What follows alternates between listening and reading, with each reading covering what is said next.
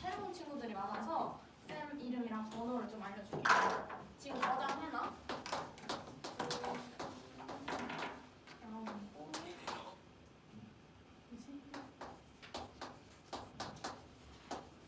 못 올 것 같거나 아니면 뭐 숙제하는 도중에 질문 있거나 하면은 카톡하거나 문자하면 돼. 그리고 또 시험 날짜 나오거나 뭐 시험 범위 나오면 나한테 꼭 바로 알려줘.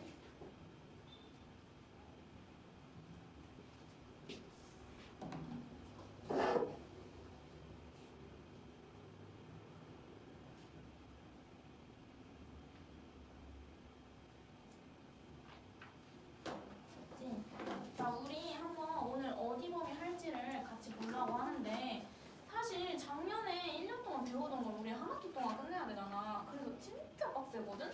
이게 원래 일주일에 내가 일주일에 한 번씩 수업을 하니까 내가 이렇게 소단원 하나씩 일주일에 나간단 말이야? 그래서 우리 겨울방학 때도 그런 식으로 했었잖아. 소단원 하나씩 해도 막 그렇게 쉬운 건 아닌데 양이 그렇게 적은 건 아닌데 우리가 지금 전체 단원이 여기 기출픽 맨 앞 페이지를 좀 보면은 총 이렇게 크게 세 단원이 있거든? 근데 이거를 이제 딱 중간 절반으로 나누면 딱 여기까지야. 지구의 역사 한반도의 암석 절반까지? 그래서 소단원이 거의 한 10개 정도 된단 말이야. 근데 원래 작년 기준으로 했을 때는 이 소단원 기준으로 한 5개 정도가 시험범위였어. 그럼 진짜 거의 2배 차이 나잖아. 그러니까 지금 우리 시간 주어져 있고 일주일에 한 번밖에 수업이 없으니까 우리 지금 내신 기간까지 총 하면은 수업이 한 8번 정도밖에 없거든? 그래서 보통 한 소단원 하나씩 하고 하나씩 하고 3주 남은 시간은 중간고사 기출, 작년에 있던 기출, 뭐 재작년에 있던 거 우리 학교 거 계속 푸는 그런 시간을 가지는데 우리는 한 주에 하나씩 해도 진도를 다 나가기 부족하단 말이야. 그래서 하려면은 오늘도 그렇고 한 주에 이렇게 2단원씩 나가야 돼. 오늘도 그래서 해설 순환까지 할 거거든. 한 번도 여기까지 나가본 적이 없어, 하루에. 그래서 조금 빡셀 거야. 그리고 또 뭐 서영이는 한번 겨울방학 때 했지만 나머지 친구들은 아예 처음 온다 했잖아. 근데 그래서 여기는 이미 한 친구들 기준으로 이렇게 그러니까 2단원을 오늘 하루에 나가야 된다 보니까 조금 가볍게 한 번씩 나올 거거든? 근데 이미 그 전에 겨울방학 때 찍어놨던 영상들이 다 있어, 수업할 때.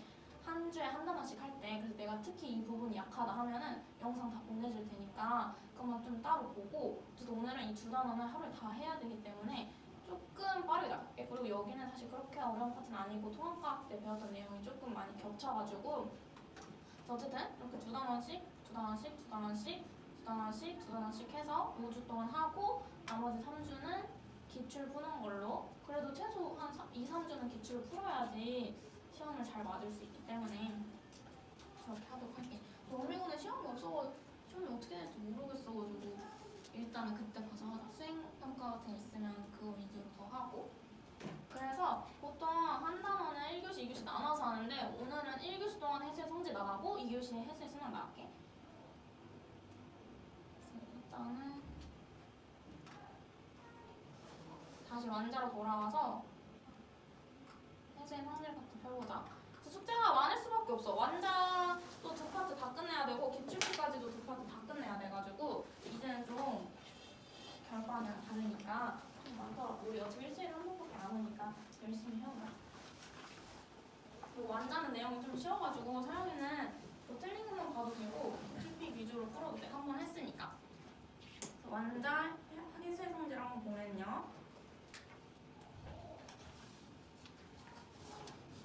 자, 우리 여기서는 해수의 화학적 성질이랑 물리적 성질 2가지에 대해서 배울 거야. 그래서 뒤에 보면은 또 물리적 성질도 있거든. 먼저 해수의 화학적 성질은 이렇게 염분에 관련된 거가 나온단 말이야. 읽어볼게. 염분이란 뭐냐면 해수 1kg에 녹아있는 염료의 총량을 그램수로 표현한 거래요. 그럼 예를 들어 뭐 1kg가 1000g이니까 1000g, 36g 정도 염료가 녹아 들어가 있어. 그러면 여기 뒤에서 배울 거지만 이 PSU라는 단위가 있어. 그래서 36 PSU 이런 식으로 말을 해. 염분을 의미하는 단위야, PSU. 단위는 염분 단위인 PSU를 사용한다. 전 세계 해수의 평균 염분은 35 psu 정도 된대요. 그 다음에 요거 중에 염분비 일정 법칙. 해수에 녹아있는 염분의 양은 해양마다는 서로 다 다르지만 해수에 녹아있는 주요 염류들의 비율은 거의 일정하다. 주요 염류들의 비율. 보면은 이렇게 염화이온이 제일 많고 그 다음에 뭐 나트륨 이온, 마그네슘 이온 이런 식으로 되거든. 그러니까 모든 해수에 염화이온이 녹아있는 그 비율, 퍼센트는 다 똑같다는 거야. 뭐 염료의 양은 다르겠지. 어디는 뭐 20g 있고 어디는 뭐 40g 있고 염료의 양은 다 다르겠지만 이 안에 들어가 있는 이 염분의 퍼센트가 어디든 다 동일하다는 거야. 그래서 이게 염분비 일정 법칙이고요. 그 다음에 그럼 염분의 증가 요인이랑 감소 요인을 좀 봐야 되는데 염분은 우리 라면 같은 거 끓일 때 라면 스프 짠 거를 생각하면 되거든. 그럼 증가하려면 많이 끓여가지고 물이 다 증발해버리면 라면이 좀 짜지잖아. 그것처럼 증발을 하면은 염분이 증가해. 짜진다고 생각하면 돼. 그리고 해수의 결빙이라고 하면 얼음이 언다는 거거든. 어는 거. 그럼 얼음이 얼 때는 이 헷갈리면 안 되는 게 염류들도 같이 언다고 생각하는데 물이 얼 때는 그러니까 물만 H2O만 어는 거거든. 그러면 뭐 이렇게 빙하가 있을 때 얼음이 생기면은 여기에 물만 어는 거란 말이야. 그럼 나머지 물의 양은 줄어드는데 염류는 일정한 거야. 염류의 양은. 왜냐면 얼음이 생길 때는 물만 어는 거니까. 염류는 같이 얼 수가 없으니까. 그러니까 물의 양이 줄어들면은 당연히 염분이 상승하겠지. 결빙할 때는 물 분자만 얼음이 되고 이게 사실 별게 아닌데 가끔씩 혼동될 때가 있거든. 다 같이 어는 거라 생각할 때가 있어서 물 분자만 어는 거 중요하고요. 대부분 염류는 뒤로 빠져나간다. 그러니까 당연히 여기 주변은 염분이 높을 수밖에 없지. 물만 오니까. 그럼 반대로 염분이 감소하려면 좀 싱거워지려면 언제? 비 내릴 때. 비가 많이 강수량 있을 때. 또 하천수의 유입. 여기서 하천수는 강물 같은 걸 말하는 건데 염분이 거의 없는 담수래. 담수는 그냥 물을 말하는 거야. 염분이 거의 없는 담수. 그래서 우리 바닷물은 짠데 그냥 시냇물은 하천에 있는 물은 별로 안 짜잖아. 염분이 거의 없어서 그래. 그냥 물이라서. 그럼 이 하천수가 바다에 유입되면은 물 양이 추가되는 거니까 당연히 염분이 감소하겠지. 그다음에 반대로 해빙은 결빙의 반대말이야. 그럼 녹는다고 생각해. 빙하가 녹는다. 해빙이 일어나면 당연히 물이 또 증가하니까 염분이 감소하겠죠. 그래서 이 염분이 어디가 높고 어디가 낮은지를 이제 위도별로 볼 거야. 자,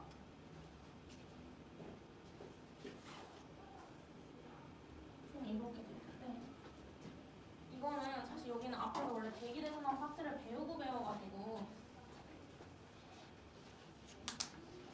자, 앞으로 이 왼쪽 부분을 보면 염분은 증발량 빼기 강수량 값이랑 이래. 사실 염분 파트에서 이게 그냥 대부분 내용이거든.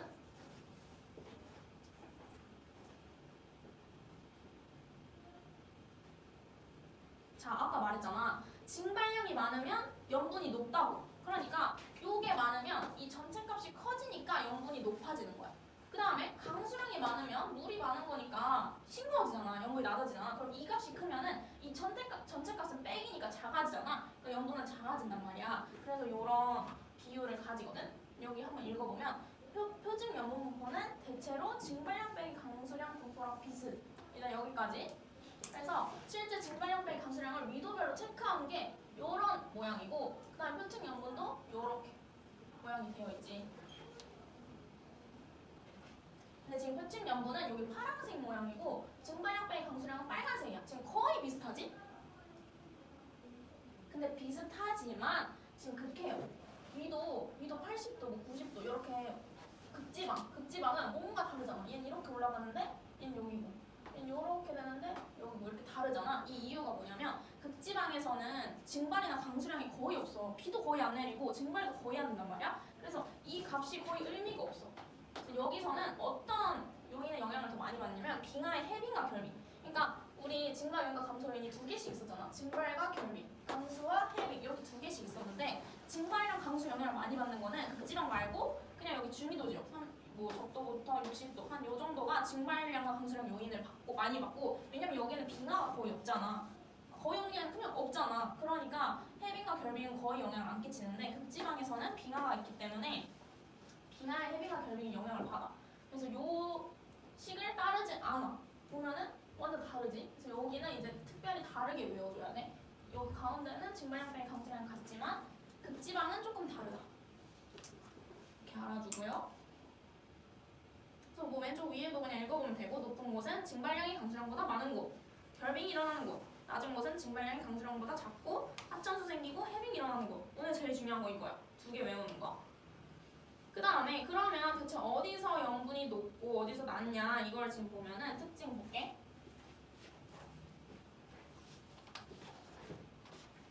이건 지구를 좀 잘 봐달라.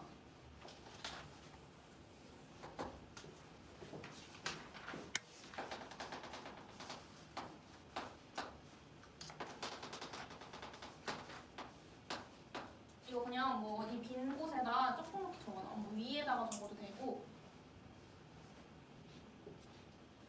우리랑 대기대순환은 통합과학 때 배우긴 했거든? 무역풍, 편석풍, 극동풍 이런 거 있잖아.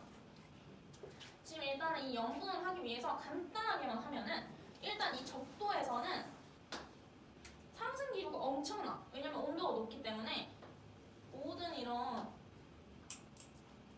대기들이 다 상승을 하거든. 이렇게 따뜻함을 위로 올라가잖아. 반대로 극지방에서는 온도가 낮기 때문에 모든 대기들이 이렇게 가라앉아. 하강 기류가 생겨. 그리고 상승 기류라고 하면 우리 뒤에 기압과 날씨에서 배울 건데 비가 내린다는 소리고, 하강 기류라고 하면 날씨가 맑은 거야. 그러니까 증발이 잘 된다는 걸로 생각해야 돼. 얘는 항상 비가 내려. 대기가 상승하면서 구름이 만들어지면서 비가 내려. 여기는 항상 비가 내리는 거야.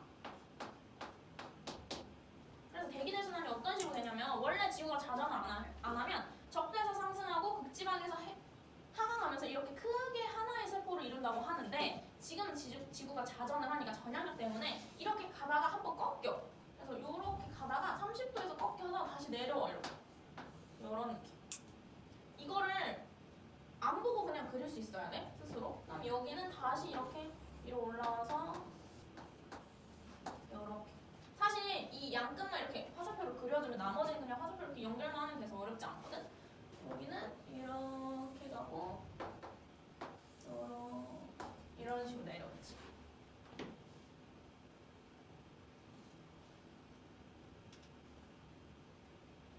그러면 하나씩 써볼게. 내가 지금 증발량 빼기 강수량을 적을 거야. 증발량 빼기 강수량을 각 위도에서 다 적을 거야. 여기 60도에서도 증발량 빼기 여기 극지방에서도. 얘는 안 적을게. 얘는 거의 영향을 안 끼치니까 90도에서는 없다.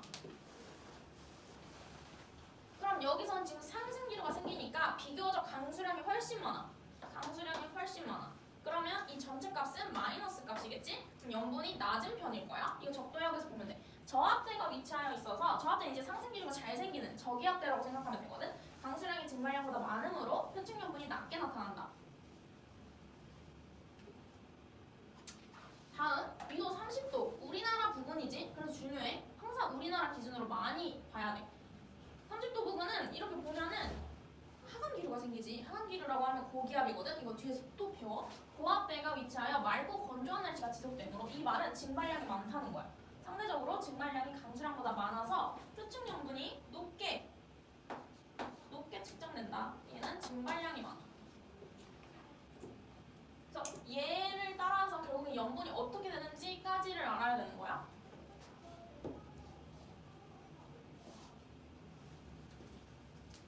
그 다음에 60도 부근은 안 써있는데, 여기 똑같이 하면은 다시 상승 기류잖아. 그럼 여기서 또 비가 와.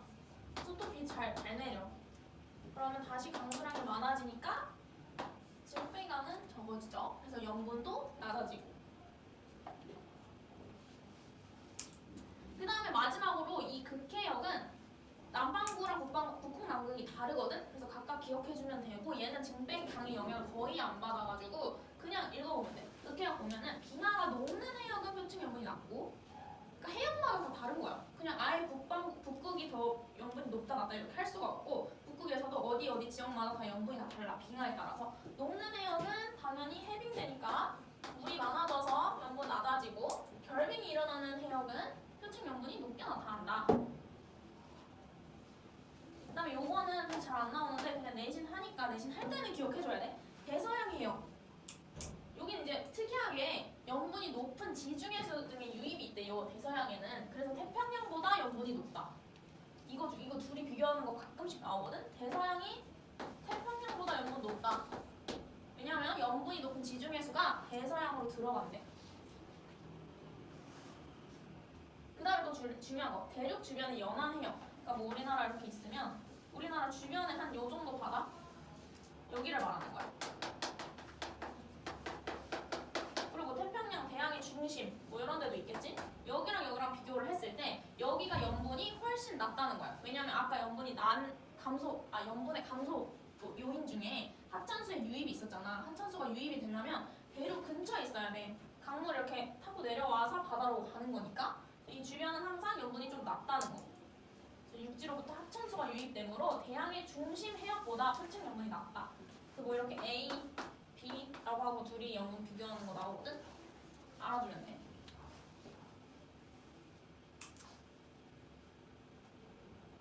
그 다음에 또 여기 읽어보면 대륙 주변부는 염분이 낮은데 대륙으로 둘러싸인 지중해는 하천수의 유입이 거의 없으므로 전세계 해수의 평균 염분보다 염분이 높대. 여기는 유입이 거의 없대. 그래서 염분이 제일 높대, 지중해수가. 근데 이 지중해수가 또 대서양으로 가니까 대서양 염분이 태평양보다는 높은 거지.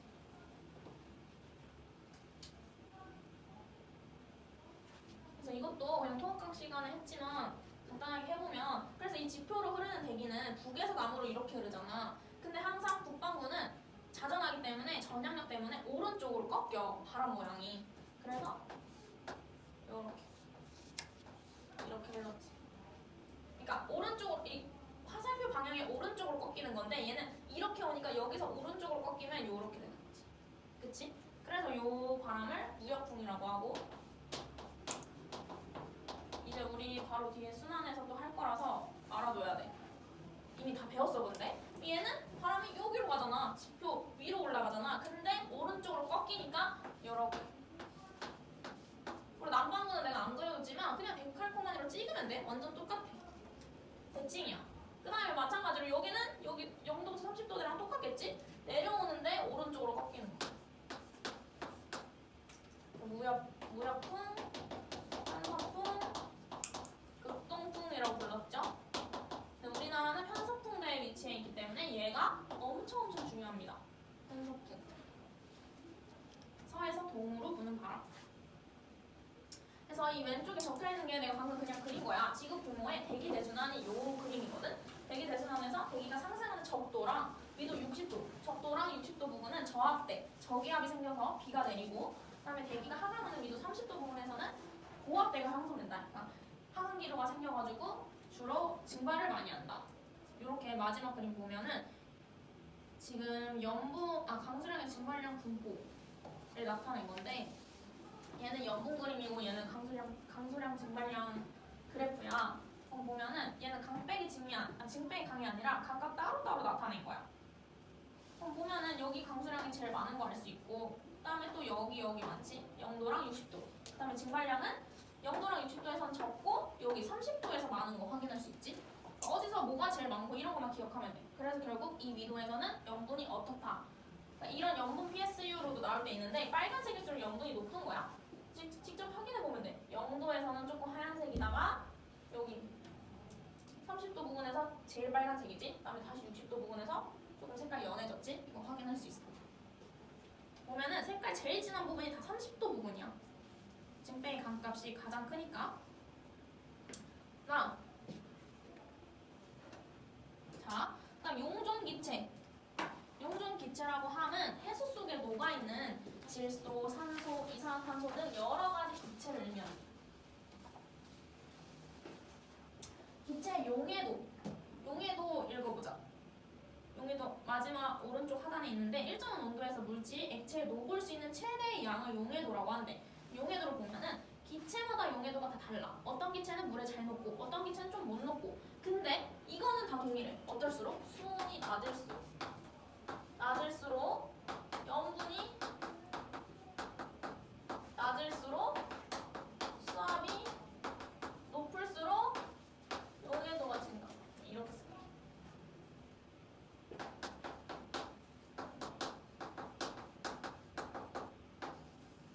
그다음에 수압.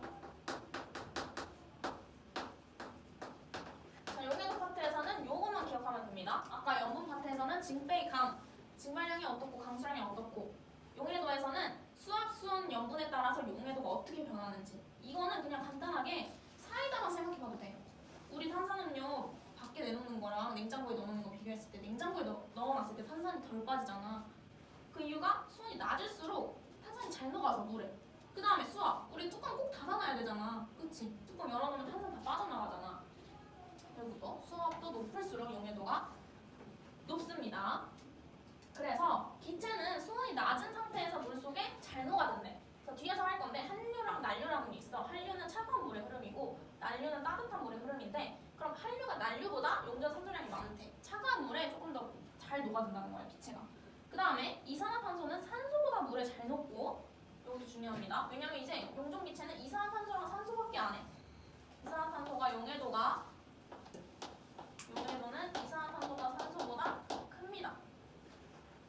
용존 기체는 딱 이거 두 개 할 거야. 그리고 수온 변화에 따른 용해도 변화가 더 크다. 그러니까 이제 나중에 되면은 수온이랑 염분의 변화에 따라 용해도 어떻게 변하는지 물어보거든? 근데 이러면 또 헷갈리지. 수온은 낮아지는데 염분은 높아져. 그럼 이게 상층되잖아. 수온 낮아지면 용해도 높아져야 되는데 염분 높아지면 용해도 낮아져야 되잖아. 그럼 이럴 때는 전체는 어떻게 되지? 이렇게 생각할 수 있는데 수온의 변화가 훨씬 더 영향을 많이 끼친대. 그럼 이럴 때는 용해도는 높아진다라고 생각을 해야겠지? 왜냐면 염분은 많이 변해봤자 대충 한 32부터 뭐 36 이렇게 별 차이가 안 나. 제일 낮은 데랑 제일 높은 데랑 이렇게 차이가 안 난단 말이야. 근데 수온은 뭐 마이너스 몇 도부터 플러스 뭐 20 몇 도까지 차이가 엄청 커. 그래서 얘가 용해도에 영향을 더 많이 끼쳐. 이런 것도 수온 변화가 훨씬 더 영향을 잘 주는 거. 상충될 때는 수온을 보고 생각을 하면 된다. 그러면 용존 기체의 종류를 보면은 아까 말했던 것처럼 두 가지밖에 안 해. 산소랑 이산화탄소. 용존 산소 보면 대기 중에 산소가 해수 표면으로 녹아 들어오거나 해양식물이나 식물성 플랑크톤의 광합성 작용으로 생성되어 공급된대. 대기 중에 산소가 들어오는 거, 그다음에 해양식물과 식물성 플랑크톤의 광합성 작용으로. 그래서 해양생물의 생명활동에 반드시 필요한 기체. 딱 이 두 가지 루트로 들어오는 거야. 대기 중에 산소가 들어오려면 요거는 이 표층, 해수의 표층만 이렇게 이루어지겠지. 근데 이 심층으로 내려가면 내려갈수록 이 광합성으로 생기는 거야. 아니면 이제 뒤에서 나오는 심층순환 때문에 산소가 공급이 되는 거지. 그럼 이산화탄소는 마찬가지로 대기 중에 이산화탄소가 해수로 들어가는 거야. 녹아 들어가는 거야. 또 해양생물도 호흡을 하겠지. 호흡하면서 생기는 광합성. 중탄산이온, 탄산이온의 형태로 존재한다.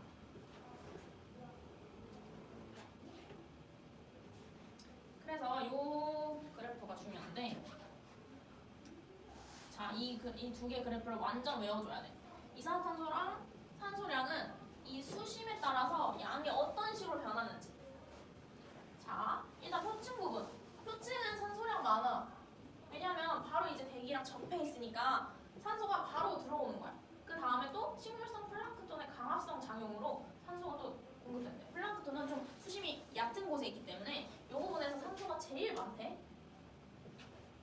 그러다가 한 100m에서 1000m 중층에서로 들어가면 점점 산소의 양이 적어져. 왜 적어지는지. 일단 여기 100m로부터 유입되는 산소랑 플랑크톤의 광합성 때문에 초반에 제일 많고, 그 다음에 산소량이 감소하는 이유는 뭐냐면 뒤에서 대기에서 해수로 녹아 들어가는 산소의 양과 광합성 양이 모두 감소해. 왜냐면 대기에서 멀어졌으니까 당연히 덜 녹아 들어가겠지? 그리고 플랑크톤도 이제 안 살아 여기는. 그러니까 줄어들고, 그 대신 박테리아와 동물의 호흡 활동.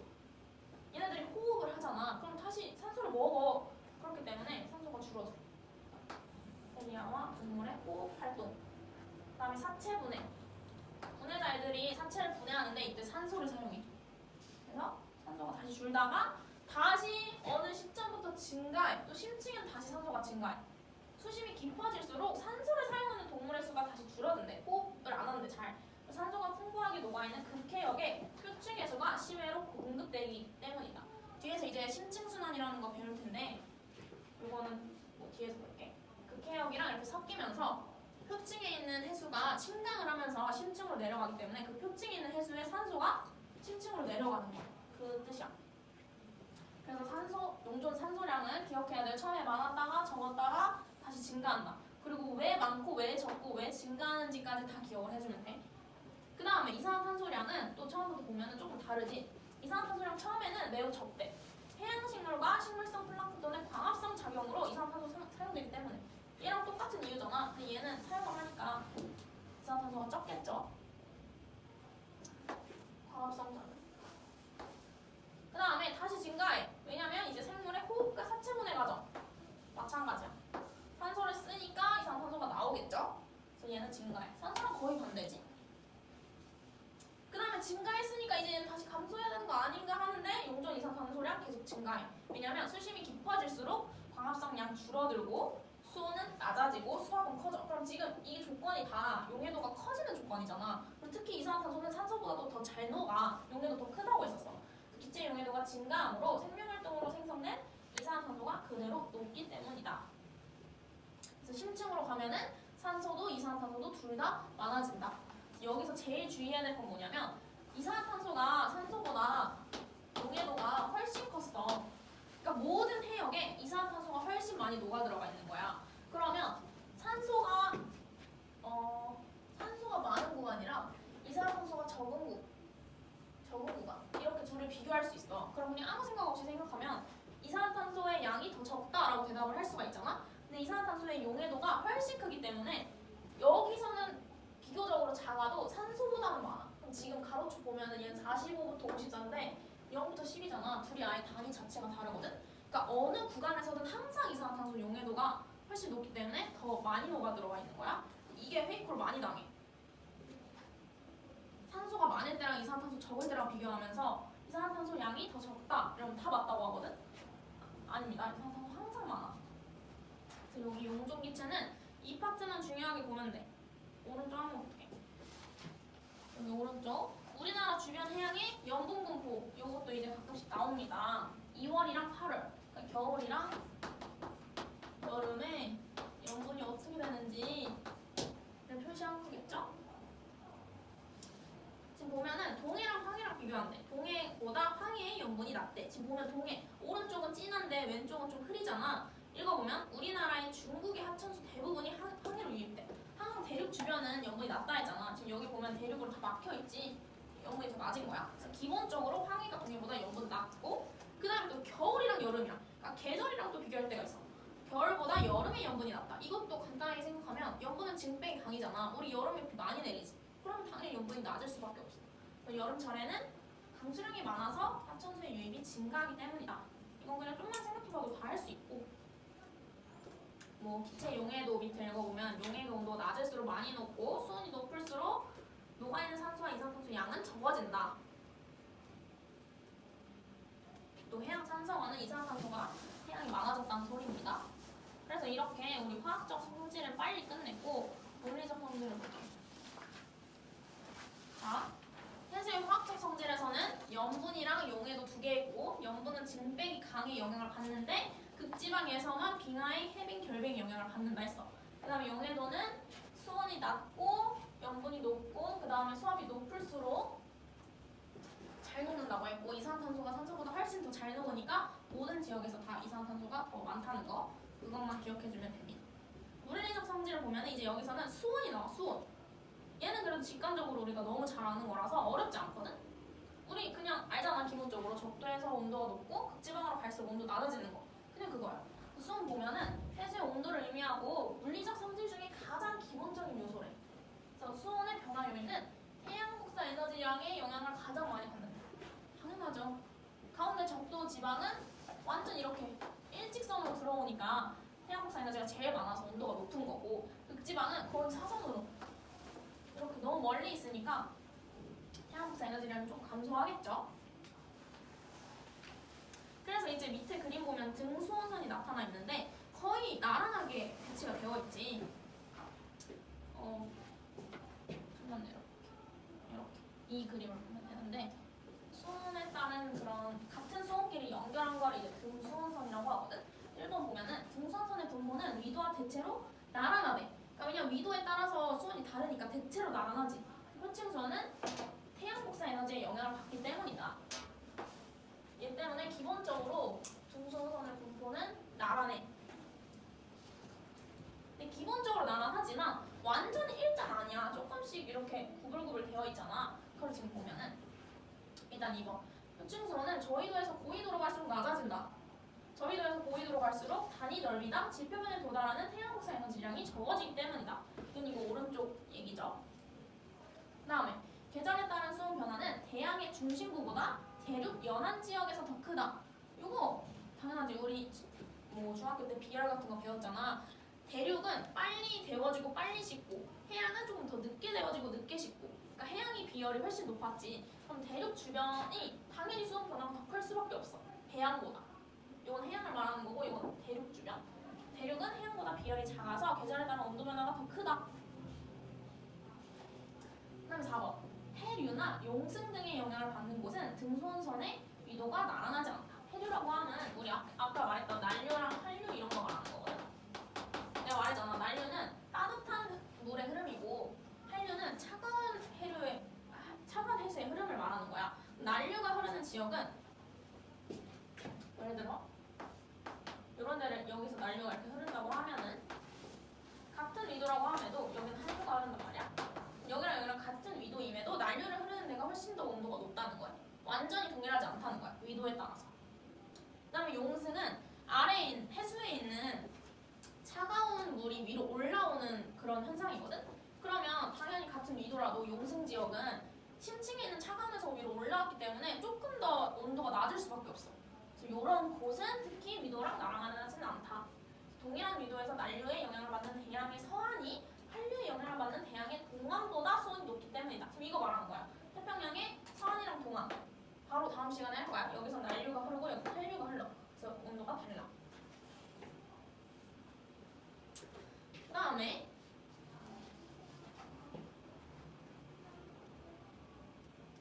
자, 여기 보면은 북반구에는 대륙이 많아서 남반구에 비해 등수원선의 굴곡이 심하대. 지금 남반구는 거의 일자잖아. 보면은 북반구는 조금 구부러져 있지. 이게 주변 대륙 때문에 좀 변하는 거야. 그 다음에 적도 부근 해역은 중위도 해역에 비해서 입사하는 태양폭사 에너지량이 많으므로 높게 나타난다. 지금 가운데 보면 빨갛지. 이 0도부터 30도까지는. 그 다음에 이 끝부분으로 갈수록 더 파란색으로 변한단 말이야. 당연하죠. 우리 이건 너무 쉬워. 수온은 너무 쉬워. 그 다음에 이것만 좀 보면 되는데 난류랑 한류. 지금 난류는 여기랑 여기가 난류거든. 그래서 조금 등수원선이 이렇게 위로 올라가는 느낌이고 한류가 있는 이런 곳은 이렇게 내려가는 거 보이지? 살짝 요런 느낌? 그리고 난류가 있는 곳은 이런 식으로 생기거든? 요것만 좀 봐주면 돼. 근데 우리 다 난류, 한류 위치 다 외울 거라서 중요하지 않아.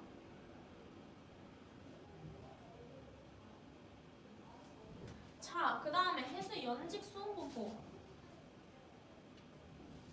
이것도 했었지. 혼합층, 수온약층, 심해층.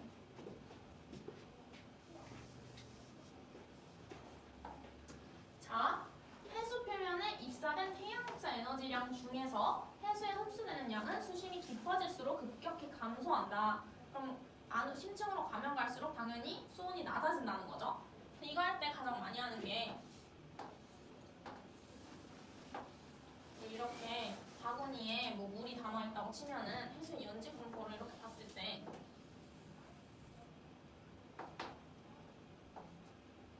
이 깊이에 따라서 여기 깊이고 이게 수온이라고 생각을 하면 깊이에 따라서 수온은 지금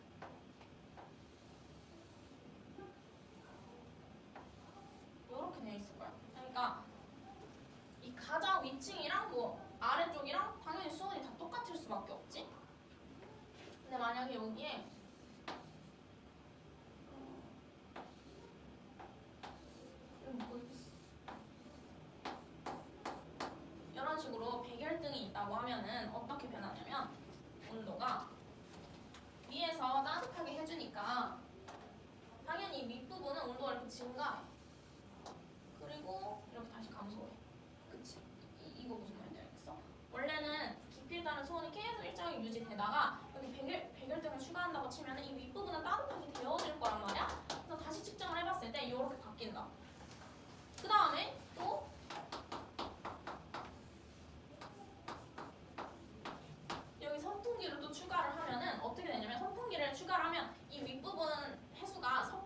거야.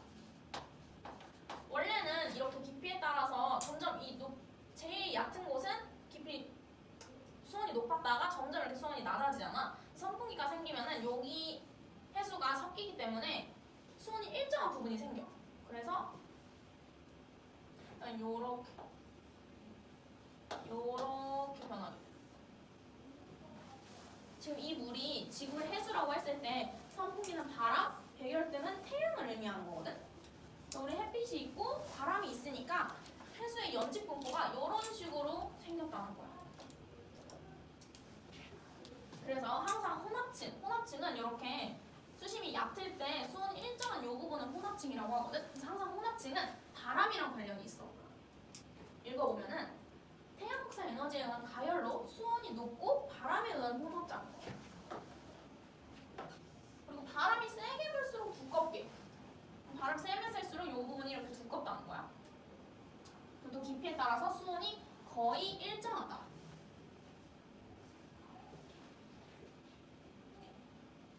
그럼 뭐 여름이랑 겨울이랑 혼합층 두께 비교할 수 있지? 겨울이 혼합층이 훨씬 두껍겠죠? 그 다음에 수온 약층. 혼합층 아래에서 수온이 깊어짐에 따라 수온이 급격하게 감소하는 층. 여기를 말하는 거지. 위쪽에는 따뜻하고 가벼운 해수, 아래쪽에는 차갑고 무거운 해수. 그럼 안정해. 아래 차갑고 위에 뜨거우면 안정한 거잖아. 둘이 절대 대류가 안 돼. 안 섞여. 그래서 혼합층과 심해층 사이에 물질과 에너지 전달을 차단한대. 이거 중요해. 둘이 아예 섞일 수가 없어. 왜냐면 수온 약층 때문에. 너무 안정한 층이라서. 그다음에 심해층. 수온 약층 아래에서 계절이나 깊이에 따른 수온 변화가 거의 없는 층. 여기는 위도가 어떻든 다 거의 똑같아. 온도가. 태양 복사 에너지의 영향을 받지 않는다. 아예 너무 깊게 있어서. 그럼 이거 항상 할 때마다 제일 많이 나오는 그런 유형이 뭐냐면, 자, 이렇게랑 항상 내는 문제인데, 이렇게 서로 다른 연직 분포 이렇게 있어. 그럼 수온 약층이 잘 발달됐다 라고 하면은 요 A랑 B 중에 뭔지 헷갈릴 거야. 이거 봤을 때 제일 많이 생각하는 게 A라고 생각을 하거든. 왜냐면 여기 딱 봤을 때 수온 약층이 뭔가 더 잘 나타나고 깊어 보이잖아. 그래서 A라고 생각을 하는데, 항상 이거 수온 약층이 잘 발달됐다고 하는 거는 뭘 생각하면 되냐면, 이 혼합층이랑 심해층까지의 이 차이, 수온 차이를 보면 돼. 요 가로폭을 보면 돼. 가로폭. 얘는 지금 보면은 혼합층이랑 심해층 차이가 한 이 정도거든. 근데 B는 혼합층이랑 심해층 차이가 요 정도 된단 말이야. 그러니까 온도 차이가 훨씬 커. 근데 아까 말했다시피 심해층 온도는 다 고정이야. 그러니까 저위도든 중위도든 고위도든 심해층은 온도가 한 이 정도? 한 4도로 그냥 다 똑같아. 근데 변할 수 있는 건 혼합층이야. 혼합층은 가장 표층에 있잖아. 그럼 태양 복사 에너지에 따라 온도가 계속 변한단 말이야? 혼합층의 온도가 높으려면은 어디서 높겠어? 저위도에서 제일 높겠지. 가장 태양 복사 에너지를 많이 받으니까. 그러니까 저위도에서 수온 약층이 잘 발달된 거야. 얘는 항상 고정이니까 혼합층만 이렇게 왔다 갔다 할 텐데, 이 차이가 크면 클수록 수온 약층이 잘 발달된 거니까 혼합층, 그러니까 저위도가 수온 약층이 제일 잘 발달된 거지. 저위도에서 제일 잘 발달했고요. 또 바람은 중위도에서 제일 많이 붑니다. 이런 거 안 적혀있는데 꼭 나오거든, 문제에서. 중위도에서 바람이 제일 세게 불어. 그럼 제일 두껍게 형성되는 거는 중위도. 오른쪽 보면은 두께는 바람이 강한 지역일수록 두껍고, 수온은 뭐 낮은 지역일수록 높다. 위도가 낮은 지역일수록.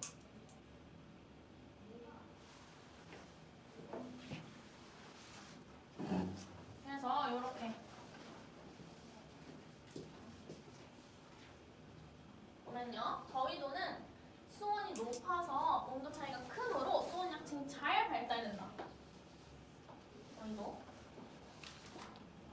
중위도는 혼합층이 두껍고 층상 구조가 가장 뚜렷하게 나타난다. 이 말은 뭐냐면, 중위도는 이렇게 생겼잖아. 우리가 아까 배운 구조가 딱 이런 모양이었어. 이게 가장 뚜렷하게 나타난다는 거야. 저위도랑 고위도 모양 보면은 뭔가 확실하진 않거든. 고위도는 심층과 표층 수온차가 거의 없어서 층상 구조가 발달하지 않는데, 그러니까 이런 식으로 생긴 거지. 수온이 다 일정해. 이런 그림 자주 나온다는 거. 보면은 뭐 혼합층은 30도에서 제일 두껍고 뭐 수온약층은 여기 제일 두껍고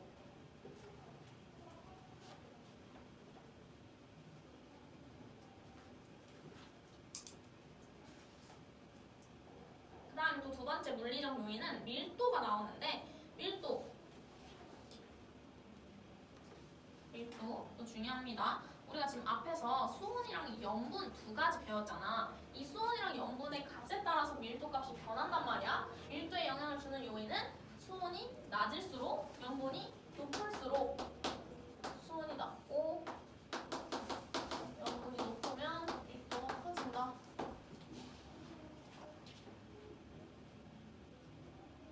자, 그 왼쪽 설명 외우지 말고 이해를 하면 돼. 왼쪽 보면은 왼쪽 상단 염분이 높을수록 질량이 증가함으로 밀도가 커진다. 염분이 많다는 거는 그 안에 다양한 염류들이 많이 녹아들어 있다는 거잖아. 그럼 염분이 낮은 애들보다는 질량이 많아.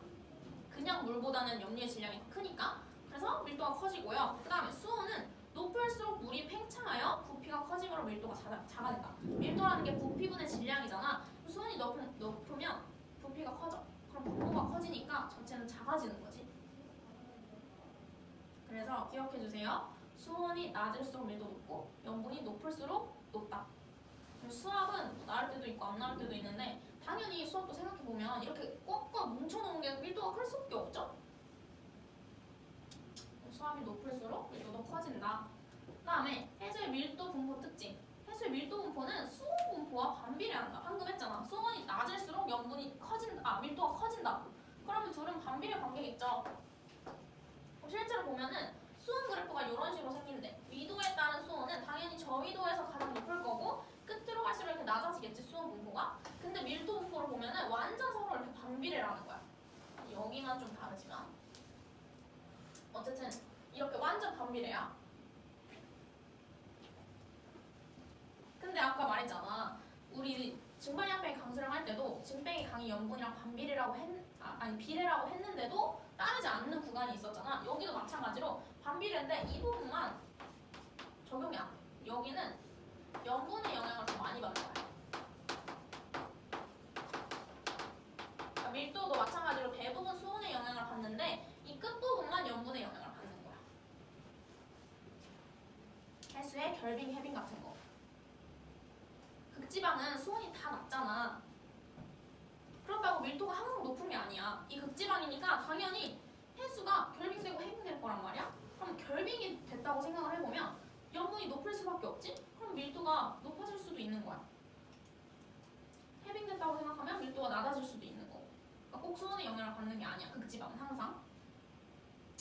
그 다음에 또 얘도 마찬가지로 염분보다 수온의 영향을 훨씬 더 많이 받는데 딱 그림만 봐도 알 수 있어. 염분의 영향을 더 많이 받았으면 염분 그래프 딱 그리고 그 염분 그래프에 비례한다라고 했겠지. 근데 수온이랑 반비례한다고 표현을 했으니까 대부분은 다 수온 그래프를 따라가지만 요 끝부분만 염분을 따라간다라고 생각하면 돼. 마찬가지로 아까 연직 분포 했었잖아. 이 빨간색 연직 분포거든. 해수 연직 분포, 혼합층, 수온약층, 심해층. 그럼 요거에 따라서 밀도를 똑같이 그려보면 요렇게 그려져. 왜냐면 서로 반비례하니까 완전 이렇게 데칼코마니처럼 그려지는 거야. 이거를 밀도 약층이라고 해. 수심에 따른 밀도를 표현한 거. 밀도 약층은 수온 약층이랑 완전 반대로 그려진다. 어렵지 않아. 뭐 수온이 높으면 밀도는 낮고 반대로 다 생각하면 되거든. 그래서 적도해역 밀도가 가장 작고 수온이 높고 강수량이 많아 염분이 낮기 때문이다. 북반구 60도 이상의 역 여기만 유일하게 수온의 영향을 안 받았지. 위도가 높을수록 밀도가 감소한다. 강물의 유입과 해빙으로 염분이 낮아지기 때문이다. 원래 수온 낮으니까 높아야 되는데 강물이 유입되고 해빙이 된대. 또 수심이 오른쪽 보면 수심이 깊어질수록 수온은 낮아지고 밀도는 증가한다. 그러니까 서로 완전 반비례하지 그림 보면. 그다음 두 번째, 수온이 급격하게 감소하는 수온 약층 구간에서는 밀도 약층이 존재한다. 수온 약층의 반대말. 반대는 아니지만 밀도 부분에서 봤을 때 영역이 완전히 똑같아. 그 다음에 심해층에서는 수심이 달라져도 밀도가 거의 변하지 않는다. 이유는 수온이 일정하니까 밀도도 거의 일정하다.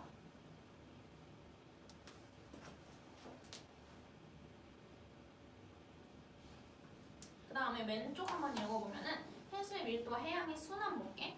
밀도가 다른 두 해수가 접했을 때 항상 밀도가 큰 물은 아래로 내려갈 거야. 밀도가 작은 애는 위로 올라갈 거야. 이처럼 같은 수심에서 밀도가 다른 두 해수가 만나면 밀도에 따라 자리 바꿈이 일어나므로 이 자리가 바꿔지는 게 뭐냐면 해수의 순환을 말하는 거야. 밀도 차이 때문에 해수의 순환이 일어나는 거야. 모든 해양이 다 밀도가 똑같으면 섞이지도 않겠지.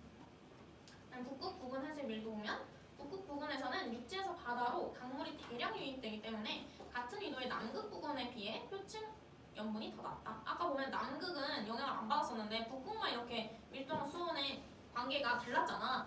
그게 북극에서는 강물이 더 많이 유입이 된대. 따라서 북극 부근 해수의 밀도 분포는 수온 분포와 반비례하지 않고 주로 염분의 영향을 받는다. 이게 제일 중요한 거야. 얘만 수온의 영향을 거의 안 받는다.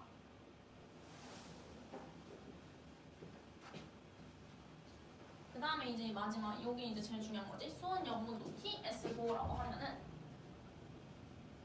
T가 이제 수온, S가 염분을 말하는 건데 지금까지 우리가 화학적 성질, 물리적 성질 다 배우면서 이 밀도를 하려고 두 개를 배운 거야. 이게 최종이야. 가로축의 염분, 세로축의 수온, 화학적 성질, 물리적 성질 두면서 밀도를 표시를 한 거야. 그래서 뭐 염분이 뭐 예를 들어 35고 수온이 0도다 하면 내가 이렇게 찍는 거야. 아 염분 35고 수온 0도고 이렇게 찍는 거지. 근데 이렇게 요런 선이 있잖아. 이게 아까 등수온선 이런 것처럼 등밀도선이거든. 요런 이 선 위에 같이 있는 애들은 밀도가 같은 거야. 우리 아까 했지. 염분이 크고 수온이 낮을수록 밀도가 커진다고. 그러면 염분이 크고 수온이 낮으려면 이 오른쪽 하단 부분이거든. 그래서 이렇게 내려갈수록 밀도가 커진다고 생각하면 돼. 이렇게? 그럼 내가 점 2개 찍었어. 여기랑 뭐 여기 찍었어. 이렇게 봤을 때는 완전 거의 똑같아 보여. 세로축이. 근데 항상 오른쪽 하단으로 내려가는 거니까 얘보다는 얘가 더 밀도가 큰 거야. 무슨 말인지 알겠어? 이 등 밀도 선을 기준으로 봐야 돼. 그래서 뭐 수온이랑 염분 교차하는 점을 찍고 밀도 값을 읽는다. 여기는 뭐 1.025랑 1.024 사이 값이겠지. 얘도 마찬가지로 024랑 023 사이 값이겠지. 오른쪽으로 갈수록 염분이 높고 아래쪽으로 갈수록 낮아지므로 오른쪽 아래로 갈수록 밀도가 커진다. 이게 TS. 그다음에 A 해역과 B 해역의 밀도는 수온과 염분의 조합은 다르지만 같은 등밀도선에 있으므로 밀도가 1.028로 같다. 그러니까 뭐 A랑 B가 여기랑 여기네. 지금 같은 등밀도선 위에 있으니까 밀도 같겠지. 근데 수온이랑 염분 조합은 다 다르지. 달라도 밀도는 같을 수 있다는 거야. 그 다음에 밀도가 같아 만나면 혼합될 수 있지만 밀도가 작은 횟수를 만나면 아래로 가라앉는다. 이것도 가끔 나오는 건데 만약에 A 해역이랑 B 해역이랑 둘이 섞어? 그러면은 밀도가 둘 다 같으니까 섞은 해역도 밀도가 같다라고 생각할 수 있는데 섞을 때는 어떻게 하면 되냐면 이 두 점을 이렇게 연결해. 그리고 이 가운데 점을 찍으면 되거든. 그럼 어때? 선이 이렇게 동그랗게 그려지니까 이 보라색 점은 좀 더 오른쪽 아래로 내려오거든. 그래서 혼합하면은 밀도는 더 커져. 혼합한 해수는 두 개 연결해서 점 찍으면 돼.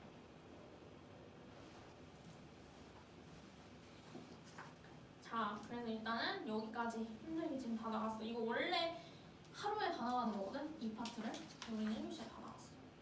어쨌든 여기까지 중요한 진도는 다 나갔고요. 여기 대표자료 분석은 어렵지 않아서 그냥 한번 간단하게 해보고 문제만 몇 개 풀어보자. 기출픽 한번 펴봐.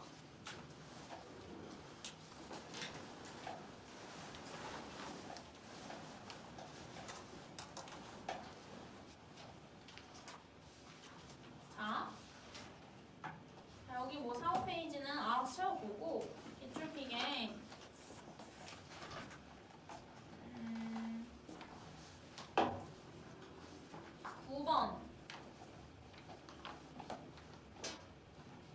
9번이랑 23번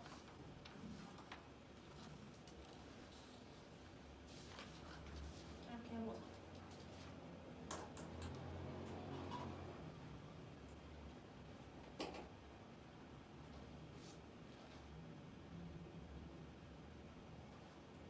19번도 해보자. 9번, 19번, 23번 이렇게 3개 해보고 쉽시다. 힘들지요?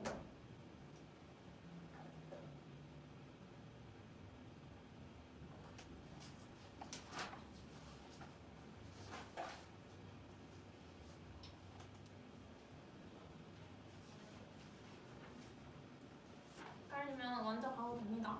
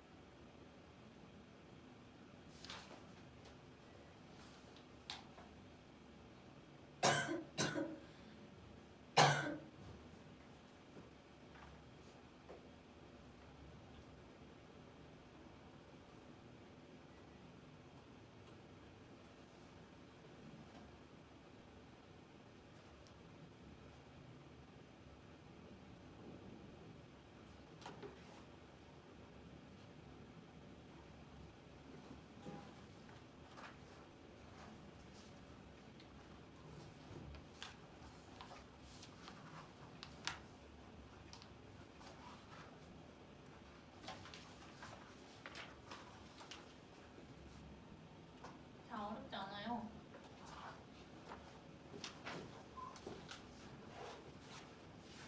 아, 9번 먼저 보면은 아까 했었지. 우리나라의 그 연금분포 지금 8월이랑 2월을 찾아보래.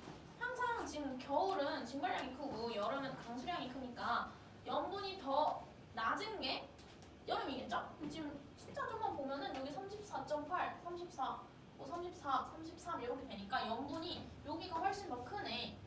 여기가 8월이고 여기가 2월이겠네. 그쵸?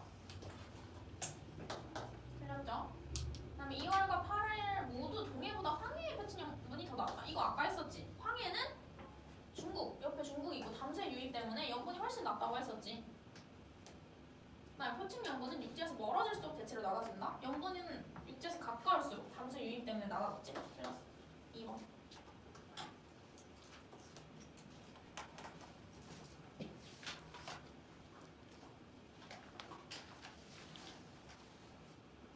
그 다음에 19번 볼게.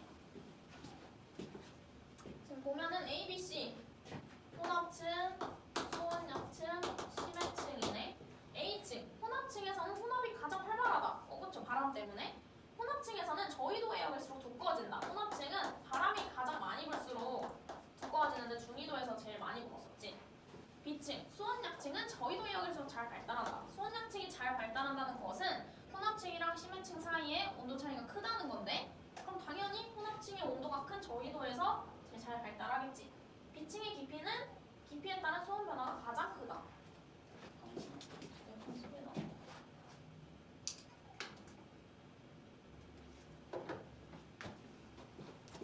그 다음에 수온약층은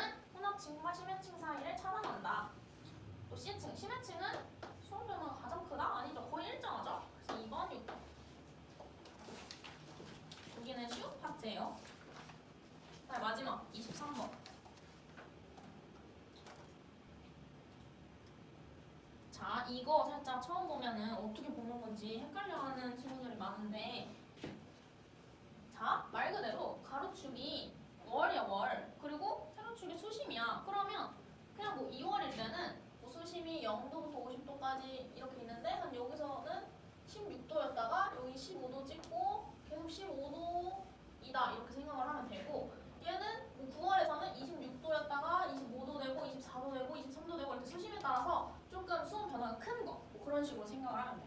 그럼 기억 볼게. 표층에서 수온의 영교차는 6도보다 크다.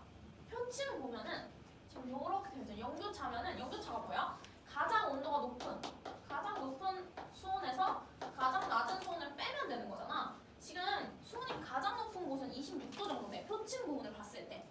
그리고 수온이 가장 낮은 부분은 한 여기 보니까 15도 정도 돼. 이게 영교차지. 가장 더운 날이랑 가장 추운 날 뺀 거. 그럼 몇 도야? 11도 정도 되네? 6도보다 크네? 그 다음에 혼합층 두께는 5월이 8월보다 두껍다. 5월이랑 8월 보면 되는데 혼합층 두께는, 지금 혼합층은 요거잖아. 요거. 그러면 이 표층부터 수심이 일정한 구간이 혼합층이란 말이야. 5월은 지금 보면은 요 정도야. 바로 이제 수온이 바뀌어버려. 그 다음에 8월은 요 정도, 얘는 더 짧아. 얘는 이 정도 일정한 수온을 유지하고 바로 수온이 계속 바뀌잖아. 수온이 계속 바뀌면 혼합층이 아니라 수온 약층이야. 그치? 혼합층은 수온이 일정하잖아. 5월이 8월보다 두껍다 맞지? 5월은 비교적 온도 변화가 거의 없어. 17도였다가 16도였다가 15도인 거지. 수온 약층이 거의 안 보이지. 그 다음에 수온만을 고려할 때 50m 지점과 100m 지점의 밀도 차는 2월이 7월보다 크다. 수온만을 고려하면 수온. 그럼 50m랑 100m, 한 여기랑 여기를 보는 거죠. 지금 보면은 얘는 거의 온도 비슷하잖아. 50m, 100m랑 2월에서는. 7월 보면은 50m간 여기 정도, 100m간 여기 정도인데 온도 차이가 얘보다 더 많이 나지. 동선선이 몇 번 지나갔잖아. 그러니까 밀도 차는 항상 수온 차에 반비례하니까 2월이 7월보다 크다? 틀렸지. 7월이 더 클 수밖에 없지. 수온 변화가 있는. 정리은 3번. 일단 여기까지 하고 잠깐 쉬는 시간 가질게요. 그래서 숙제가 진짜 많아. 지금 이 한 파트만 해도 기출픽 30문제, 그다음에 완자도 몇 문제냐? 완자도 한 33문제 되거든? 그러면 한 파트에 한 60문제 되는데 우리 두 파트 할 거니까 120문제 된단 말이야. 진짜 그래서 열심히 해와야 돼. 한 번에 밀려서 하면은 다 못해. 너무 많아서. 문제 푸는 거 위주로 해보세요.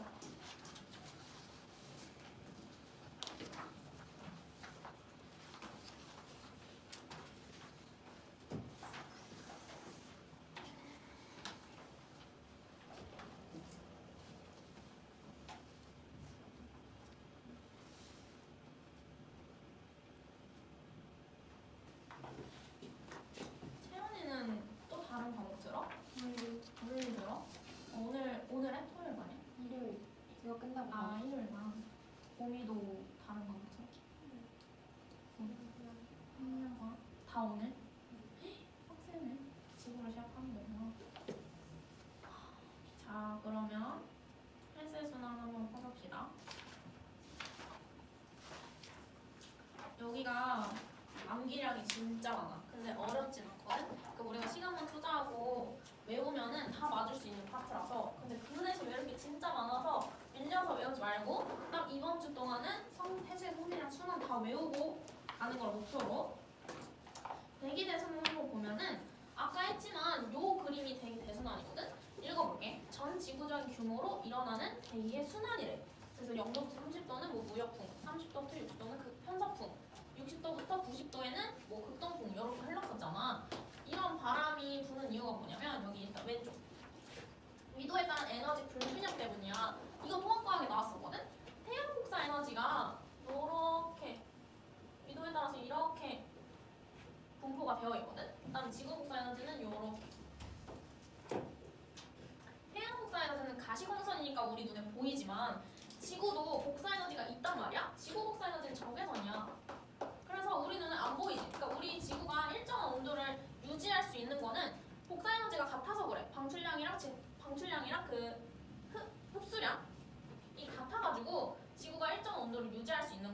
지구가 열을 방출한다고 생각을 안 하잖아. 그 이유가 뭐냐면 지구는 적외선으로 복사에너지를 방출하기 때문에 우리 눈에 안 보여. 그래서 태양에서 빛을 받고만 있다고 생각을 하는 거야. 근데 복사에너지도 방출한다는 거. 그래서 이렇게 분포가 되어 있는데 이 저위도 부분은 태양 복사에너지가 더 많아. 그래서 에너지가 과잉됐고 고위도 극지방 부분은 에너지가 부족해. 그래서 이 과잉된 에너지를 부족한 에너지 쪽으로 이동시켜주는 게 여기서 해수의 순환이야.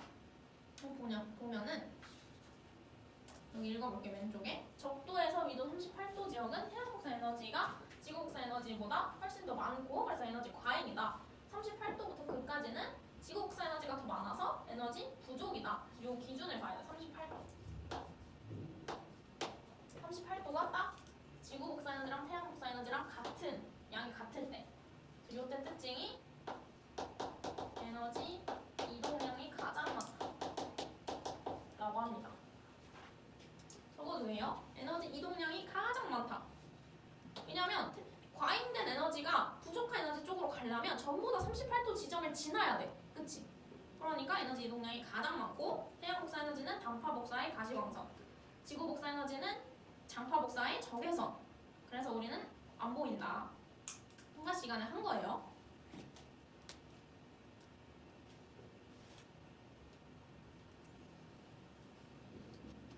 그래서 어쨌든 이 부족한 에너지를 바람이랑 해수의 순환을 가지고 이동을 시키는 거거든. 우리 뒤에서 기압과 날씨에서 바람의 이동도 할 거니까 여기서는 해수의 이동만 볼게. 해수의 표층 순환 보면은 풍성 순환이라고도 해. 풍은 바람풍을 말하는 거거든. 바람 때문에 이동하는 순환을 말하는 거야. 말 그대로 표층이니까 바람의 영향을 받아. 바람이 이렇게 불면은 해수도 이렇게 불고, 바람이 이렇게 불면은 해수도 이렇게 불고, 이렇게 극동풍, 편서풍, 무역풍의 영향을 받겠지. 표층에서 나타나는 해수 이동. 발생 원인은 대기 대순환으로 지표면에 부는 바람의 영향을 받아서 대표적으로 무역풍, 편서풍, 극동풍의 영향을 받아서 발생하고 대륙의 분포와 지구 자전의 영향으로 환류를 형성한다. 환류 여기 밑에 보면요. 여러 해류들이 고리를 이루며 연속적으로 되돌아 흐르는 해수의 순환이래. 환류라는 말이 이 계정에서만 추가된 말이야. 그러니까 좀 더 집중해서 봐줘야 돼. 작년까지는 없었던 내용이니까. 순환한다는 뜻으로 생각을 하면 되고요. 그냥 이 바람에 따라서 흐르는 게 아니라 여기 만약에 이렇게 대륙이 있어. 그럼 내가 이렇게 가고 싶어도 못 가잖아. 대륙이 있으면 이렇게 막혀서 이렇게 간다는 거야. 이게 그 뜻이야. 대륙의 분포에 따라서 조금씩 달라진다. 그 다음에 표층 해류 보면은 밀도 약층 위에 해수 상층부를 흐르는 해류래. 제일 위쪽에 있는 해류를 표층 해류라고 하고 동서 방향의 해류. 대기 대순환으로 지표면에 부는 바람에 의해서 형성된대. 동서 방향의 해류는 이런 세 가지 바람에 의해서 형성이 되고요.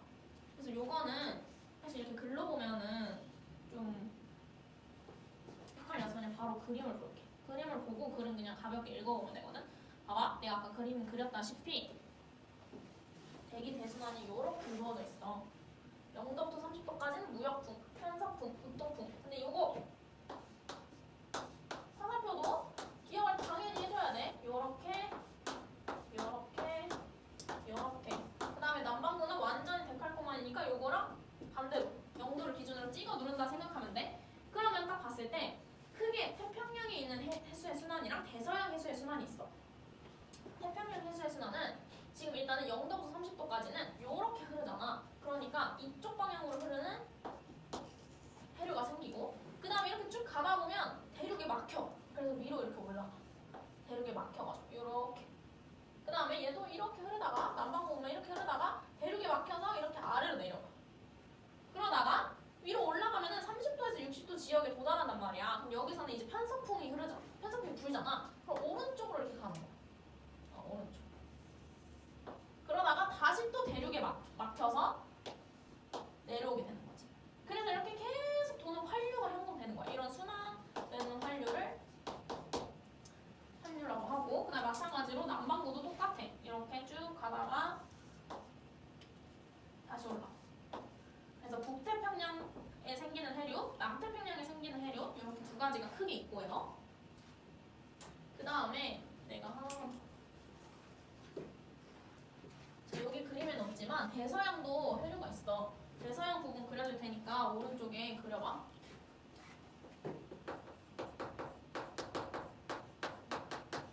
여기 그림의 맨 밑에 가장 하단 그림 보면은 태평양 부분 말고 대서양 부분 보면 거기도 이렇게 활류 생겼잖아. 그거 하나씩 보여줄게. 일단 얘도 여기가 영도라고 치면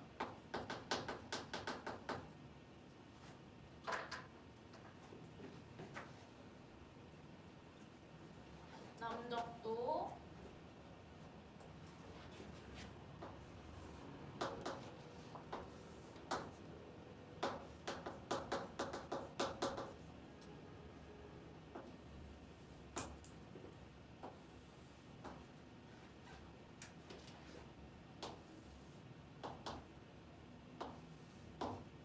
이렇게 그려줘. 대서양 부분.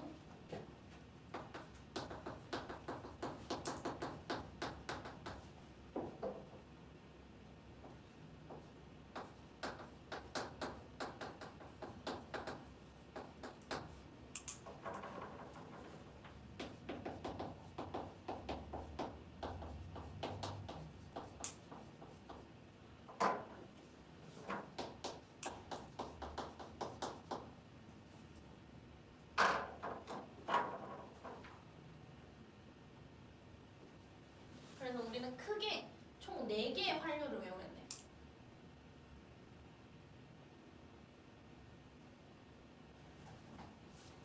여기도 사실 제일 중요한 게 태평양 안 적어도 되는데 그냥 같이 여기다 그려볼게.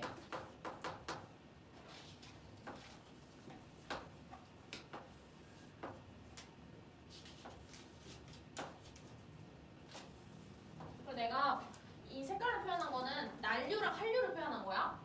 주황색이 난류고 파란색, 보라색이 한류입니다.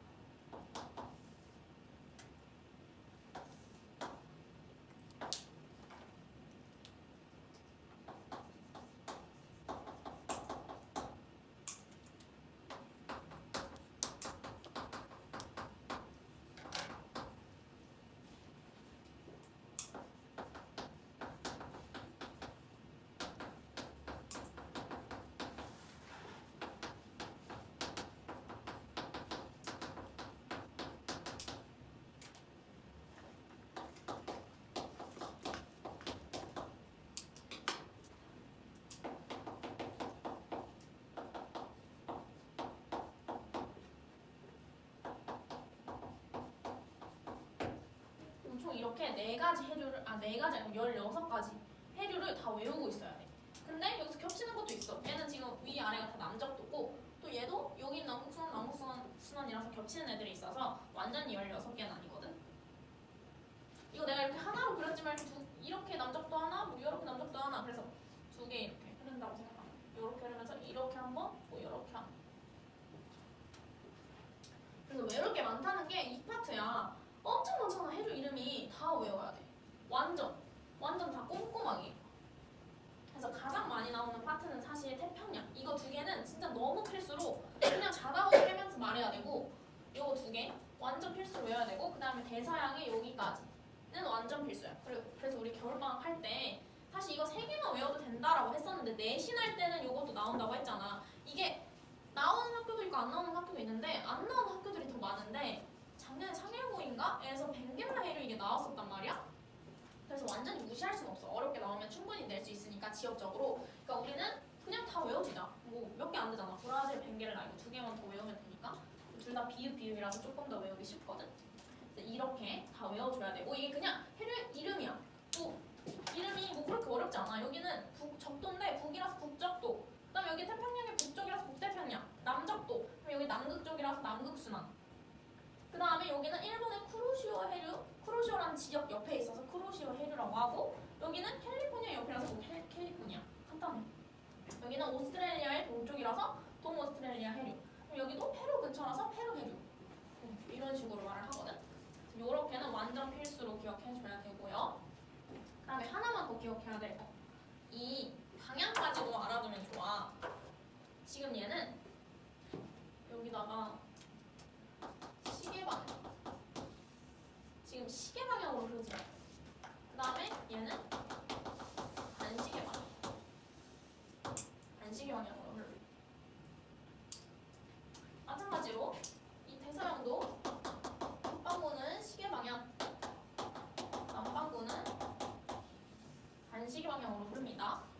얘기들 많이 나옵니다.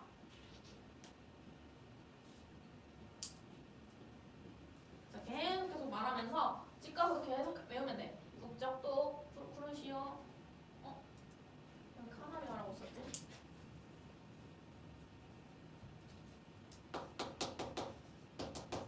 미안해. 부르시오. 북태평양, 캘리포니아, 남적도 동오스트레일리아, 남북순환, 페루, 남적도 멕시코, 북대서양, 카나리아, 남적도 브라질, 남북순환, 벵길라 하면서 이렇게 16개는 꼭꼭 외우고 있어야 돼. 앞에 거보다 훨씬 중요하고 여기가 조금 더 어렵게 나와. 해수의 성질 파트보다. 그래서 사실 여기는 이제 위에 있는 글들은 그냥 읽어보면 돼. 무역풍에는 북적도 해류, 남적도 해류가 흐르고 여기잖아. 여기 바로 위에. 이거는 사실 이걸 다 외우고 있으면 그냥 가볍게 읽으면 되는 거야. 해류의 동쪽에서 서쪽으로 흐르는 해류, 여기서 여기로 흐르는 해류, 북적도랑 남적도가 있다. 그래서 하나씩 설명한 거야. 서쪽에서 동쪽으로 흐르는 해류는 북태평양, 북대서양, 남북순환이 있다. 이렇게 보면 돼. 그리고 이게 어느 지대인지도 알아야 돼. 여기서 여기로 흐르는 거는 당연히 무역풍이지. 무역풍이 이렇게 바람이 부니까. 그다음에 서에서 동으로 흐르는 건 편서풍의 영향을 받는 거야. 이제 이 해류가 무슨 바람 때문에 이렇게 부는 건지가 나오거든. 남적도 해류는 왜 이렇게 부는 거야? 무역풍 때문에. 그리고 위치가 영도에서 북도 사이에 있으니까. 그다음에 이쪽 이 반대쪽은 편서풍 때문에. 그래서 여기는 무역풍 때문에, 여기는 편서풍 때문에. 자, 하나 항상 주의할 건 남극순환. 얘 주의해야겠지? 얘 이름만 봤을 때 극동풍 영향 받을 것 같잖아. 얘 편서풍이야? 이거 진짜 많이 틀려. 약간 애매하게 공부한 애들이 꼭 틀리거든. 편서풍 영향 받는 거야. 얘는 이동 방향이 이렇게잖아. 만약에 극동풍 영향을 받았으면 무역풍처럼 이렇게 동에서 서로 이동했겠지. 아니잖아. 이제 이것만 좀 주의해주면 돼. 남극순환만, 얘만 편서풍 영향 받는 거. 그다음에 남북 방향의 해류는 이런 거. 동오스트레일리아, 프로시오, 브라질, 멕시코, 카나리아 이런 거. 위아래로 이동하는 게 남북 방향으로 이동하는 거거든. 그래서 얘네들은 무조건 난류랑 해류야. 보면은 대양의 서만 보면 저위도에서 고위도로 난류가 흐른대. 그러니까 예를 들어 지금 여기가 적도잖아. 여기가 적도야. 그러면 이렇게 가는 거, 이렇게 가는 거, 이렇게 가는 거, 이렇게 가는 게 적도에서 고위도로 이동을 하는 거잖아. 지금 주황 색깔 보면 다 적도에서 고위도로 이동하는 거지. 그러니까 난류야. 조금 따뜻한 애들이 고위도로 이동하는 거니까. 반대로 보라색 애들은 극지방에서 적도 쪽으로 다 이동을 하는 거잖아. 얘네들은 한류라고 해. 비교적 차가운 해류. 그래서 이것도 보면 돼. 고위도에서 저위도로 흐르는 건 한류, 저위도에서 고위도로 흐르는 건 난류. 그리고 난류의 종류가 뭐가 있는지, 한류가 뭐가 있는지, 그다음에 무역풍이랑 편서풍, 뭐 무슨 바람에 의해 어떤 해류가 흐르는지 이게 다 외워줘야 되는 거지. 지금 이렇게 하얀색으로 쓴 거는 바람과 영향이 있는 거고, 보라 색깔도 보라 색깔 주황색은 수온이랑 영향이 있는 거야. 난류, 한류랑. 그래서 뭐 예를 들어 쿠로시오 해류인데 어떤 바람 때문에 이렇게 흘렀느냐 이런 문제는 아예 안 나오거든. 그러니까 각각 외워주면 되고, 이 순서랑 이름만 알고 있으면 사실 이게 안 외워도 당연한 거지. 어느 위치에 있으면 난류고 어느 위치에 있으면 뭐 편서풍 지대고 이런 걸 바로 알 수 있으니까. 그래서 이게 전체 지도고, 우린 지금 북태평양, 남태평양, 북대서양, 남대서양 이런 해류의 이름을 다 외운 거야. 이렇게 외워줘야 됩니다. 요거는 안 나와요. 이름도 안 적혀있지 양쪽에. 그냥 남적도 해류가 이렇게 쭉 연결되어 있어서 여기도 있고 여기도 있고 여기도 있다. 이 정도만 알아주면 됩니다. 남극순환도 이 남극 쪽은 대륙이 아예 없잖아. 그래서 대륙이 안 막히기 때문에 그냥 이렇게 삥 도는 거야. 계속 지구를 계속 도는 거야. 여기 보면은 대륙에 막혀있지 않아서 지구를 한 바퀴 도는 해류래. 남극순환. 여기도 적혀있지. 북반구는 항상 시계 방향으로 돌고요. 남반구는 반시계 방향. 기억해줘야 돼. 다음에 다음 페이지.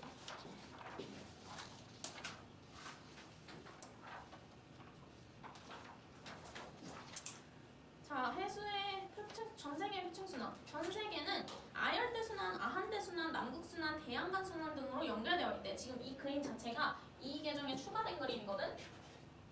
기억해줘야 돼. 작년에는 없던 내용입니다. 별거 아닌 게 지금 보면은 얘는 좀 그림으로 보여줄게. 지금 우리가 배운 지금 요 그림들은 둘 다 아열대순환이야. 근데 지금 순환이 총 3개로 나뉘거든? 열대순환이랑 아열대순환이랑 아한대순환 이렇게 나뉘는데, 여기 그림 그려볼게. 여기 여기가 이제 열.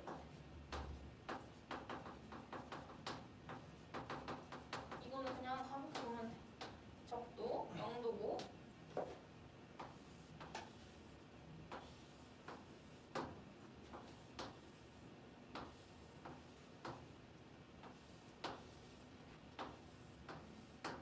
이렇게 있어서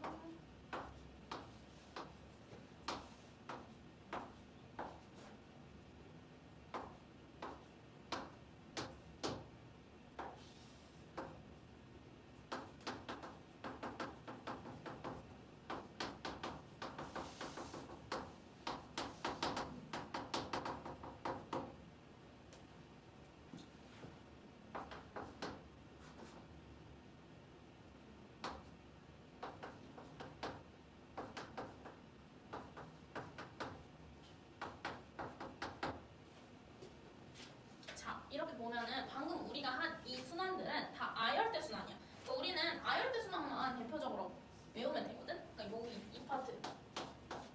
여기가 적도고 북반구 남반구라고 할 때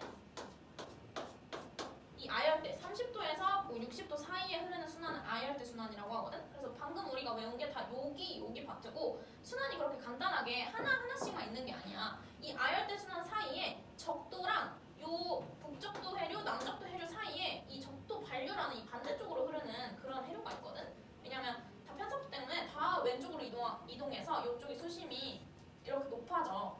그래서 요 서쪽에 있는 해류가 갑자기 반대로 흐르는 그런 현상이 일어난단 말이야. 그래서 적도에서는 적도 반류라고 반대로 흐르는 흐름이 있어. 이 적도 반류랑 북적도 해류, 남적도 해류랑 해서 요렇게 흐르는 해류가 있어. 이게 열대 순환이거든. 얘는 거의 안 나와. 그냥 있다는 것만 알아두면 돼. 열대 순환이라는 게 있고 우리가 지금 외운 건 아열대 순환이고 그다음에 아열대 순환 위에 아한대 순환이라고 위에 하나 더 순환이 또 있다. 근데 아한대 순환은 북반구에만 있고 남반구는 남극 때문에 계속 이렇게 빙빙 도는 해류가 있다 했잖아. 그래서 여기서는 순환이 안 생겨 아한대는. 그래서 특징은 요것만 기억해주면 돼. 이렇게 총 세 가지로 나뉘고 무력풍과 편속풍에 의해 아열대 순환이 형성되고 그다음에 남반구는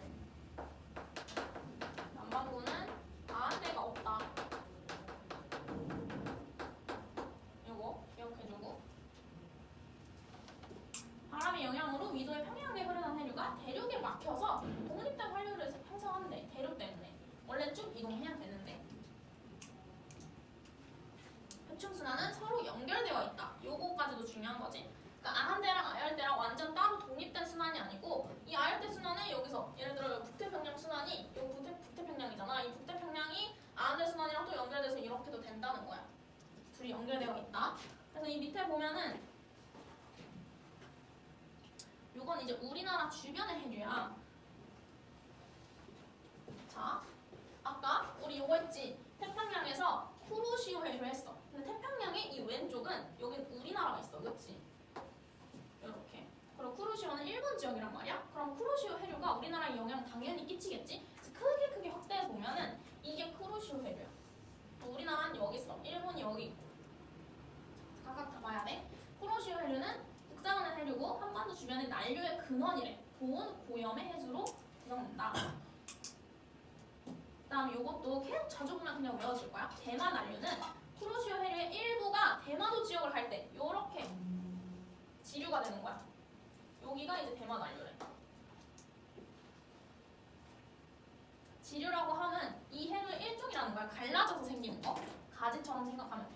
그 다음에 동한 난류는 우리나라의 동쪽에서 흐르는 거. 그러니까 이 대마 난류가 또 지류가 돼서 동한 난류가 된대. 또 갈라져서. 그 다음에 황해 난류는 마찬가지로 이렇게 가면서 또 황해 쪽에 난류가 흐르겠지. 쿠로시오 해류가 엄청나게 거대한 난류이기 때문에 얘네가 계속 쪼개지면서 우리나라로 계속 들어오는 거야. 그 다음에 뭐 제주 난류는 제주도 서쪽에서 시계 방향으로 제주 해역을 흐르는 해류래. 그냥 기억해주면 되고 얘도 이 계절에서 새로 추가된 겁니다. 그 다음에 이게 난류의 종류였고 한류에는 이 북쪽에서 내려오는 해류를 보면 되는데 동해 북부에서 러시아 연안에 따라 남하하는 해류 이렇게 다 똑같아. 이름 따라가면 돼. 연해주 근처에 있으면 연해주 한류. 그 다음에 연해주에서 내려와서 북한 쪽에 도달하면 걔가 북한 한류가 되는 거야. 다 똑같아. 이름에 따라서 변하는 거야. 그래서 우리나라의 동해는 이 난류랑 한류가 만나는 지역이잖아. 그래서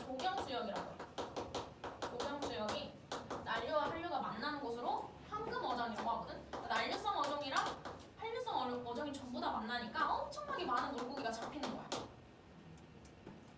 그래서 이것도 가볍게 봐주면 되고요.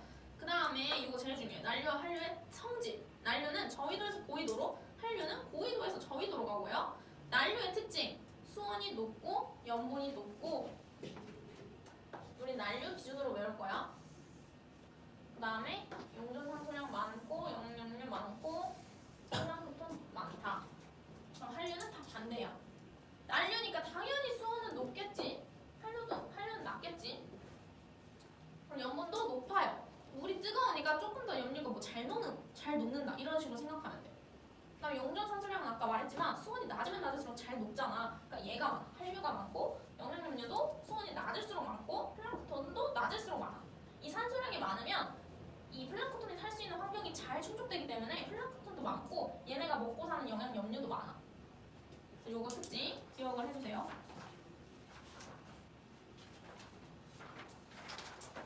아 빡센지. 자 그다음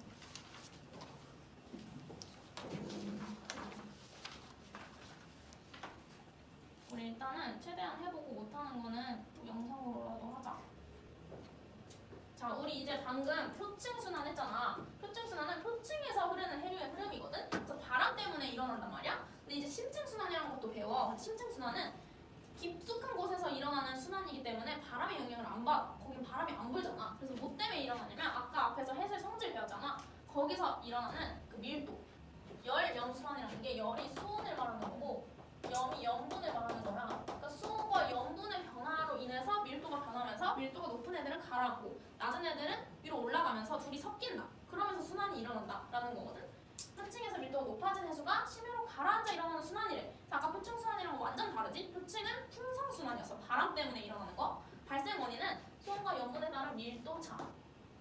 수온이 낮아지거나 염분이 높아지면 밀도가 커진다. 이거 방금 한 거였어. 해수의 성질에서. 그래서 이런 식으로 냉각되면은 밀도가 높아져가지고 밑으로 침강해. 그럼 이렇게 밑부분은 이렇게 확산되다가 다시 온도가 높아지면서 다시 용승해. 그러면서 이렇게 크게 한 바퀴 도는 거야. 여기가 90도 지역, 여기가 0도야. 여기가 적도, 극지방이니까 극지방에선 냉각돼서 침강했다가 다시 이렇게 위로 상승해 저위도로. 적도에서 다시 뜨거워지니까 상승해. 그리고 여기서는 표층순환을 만나. 표층순환이 다시 이렇게 하지. 그래서 이렇게 거대한 순환이 만들어지는 거야. 표층이랑 심층이 만나서.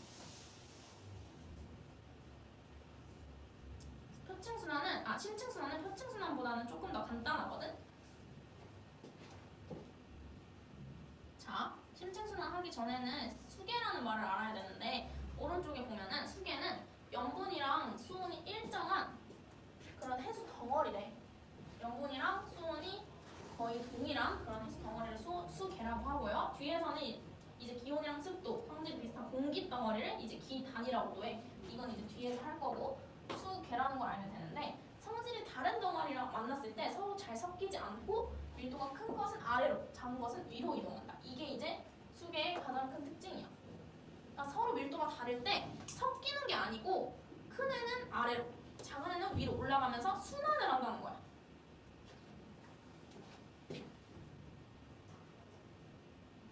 그래서 이렇게 수계에는 딱 3가지 종류가 있어. 이것만 외워주면 끝이야. 여기는.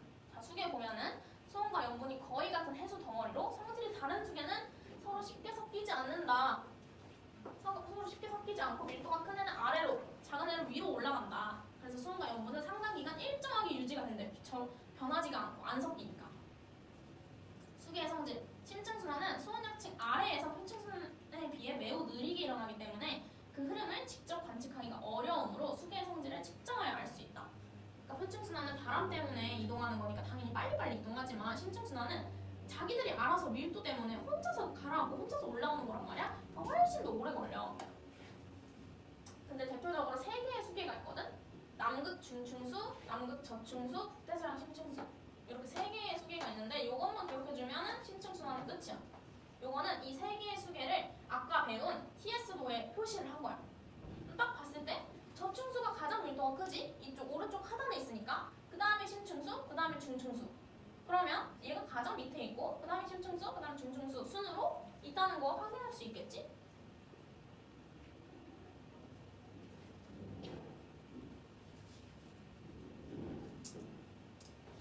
식으로 TS도에 표현할 수 있고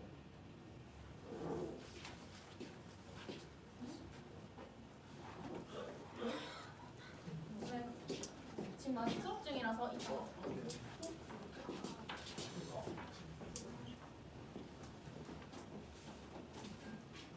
심층순환에 총 3개의 수계로 나누어져 있고 남극 대륙 주변에 웨데레랑 로세라는 곳에서 침강이 시작돼. 이거 그냥 지명 이름이라서 외워줘야 돼. 침강 해역은 남극 주변에 웨드해랑 로스해라는 곳, 바다 이름이야.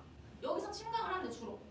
그 다음에 북대서양 그린란드 주변에 노르웨이해, 레브라도해. 이것도 외워줘야 돼. 암기. 침강 해역.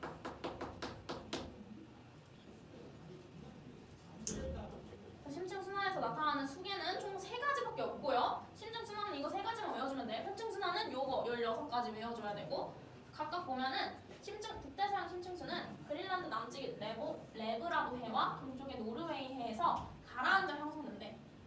그래서 여기 밑에 그림을 좀 보면은 지금 아까 TS도에서 표시했다시피 저층수가 가장 밑에 있고 그 다음 심층수, 그 다음 중층수인 거 확인할 수 있어. 북대서양 심층수는 유일하게 둘 다 남극인데 얘만 북이라고 붙어있잖아. 얘만 북극에서, 북극 아니고 북대서양에서 심층을 해. 침강을 해. 그래서 보면은 북대서양 심층수만 여기서 북쪽, 여기서 이렇게 가라앉고 이렇게 이동해. 남쪽으로 확장하여 남대서양까지 흘러간다. 아까 밀도가 저층수랑 중층수 사이였기 때문에 이 저층수랑 중층수 사이에 흐른다. 그 다음에 중층수는 위도 60도 부근 한 이쯤에서 가라앉는데 그래서 다시 북쪽으로 이렇게 이동한다. 얘는 밀도가 가장 작아서 셋 중에 제일 위에 있다. 그 다음에 저층수는 아까 침강해역 웨드레 로스에 외웠잖아. 웨드레에서 결빙이 일어나서 염분이 높아지면서 심층으로 가라앉는데 얘도 웨드레는 남극이었기 때문에 남극에서 가라앉아. 이렇게. 그리고 북쪽으로 이렇게 이동하는 거야. 밀도가 가장 큰 해수야 얘가. 그래서 가장 밑에 있어. 수심이 가장 깊어. 그래서 이렇게 위치만 기억을 해주면 되고 저층수, 심층수, 중층수 그리고 남극 이렇게 남 붙은 애들은 남쪽에서 가라앉아서 북쪽으로 가는 거고 북이라고 붙은 애는 북쪽에서 가라앉아서 남쪽으로 가는 거야. 근데 이 가라앉는 침강 해역이 또 이름 뭔지 그린란드, 웨드해 이렇게 외워줘야 된다는 거야.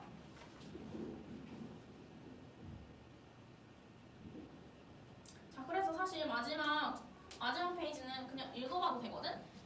여기는 그냥 난류랑 한류가 기후에 미친 영향. 난류는 당연히 따뜻한 해류니까 온화하게 만들겠지 상대적으로. 그래서 난류가 흐르는 이 멕시코 만류 주변에 여기를 말하는 거야. 멕시코 만류. 여기 주변의 날씨는 온화하대요. 아이슬란드랑 영국 등 밑에.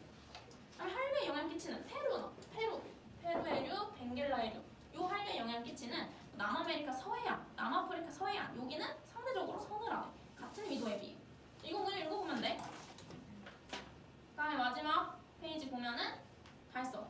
표층순환과 심층순환의 관계. 둘은 이제 따로따로 일어나는 순환이 아니라 연결이 되어 있다는 거야. 그래서 이 연결되어 있는 이 모습을 컨베이어 벨트라고 하거든. 지금 빨간색이 표층순환이고 파란색이 심층순환이야. 둘이 뚝뚝 끊겨 있는 게 아니라 바로바로 연결되어 있잖아. 그치? 그래서 이렇게 노란색 동그라미가 침강해요. 여기서 침강해서 이렇게 내려와서 이렇게 가다가 다시 여기서 용승해가지고 이렇게 빨간색 타고 이렇게 가다가 다시 이렇게 북반구 극지방 왔다가 이렇게 왔다 갔다 하는 거야. 저위도로 오면 온도가 높아져서 다시 위로 올라오고 그럼 표층순환을 따라서 다시 극지방으로 가면 또 온도가 낮아져서 다시 침강하고 이렇게 계속 반복을 한다는 거야. 마지막 4번. 심층순환과 연결되어 큰 순환계를 이룬다. 1, 2, 3, 4번은 그냥 과정을 설명한 거야. 뭐 어떻게 갔다가 여기 위에 올라갔다가 침강하고 뭐 이런 말이고 중요한 말은 그냥 둘이 연결되어 있고 큰 순환계를 이룬다.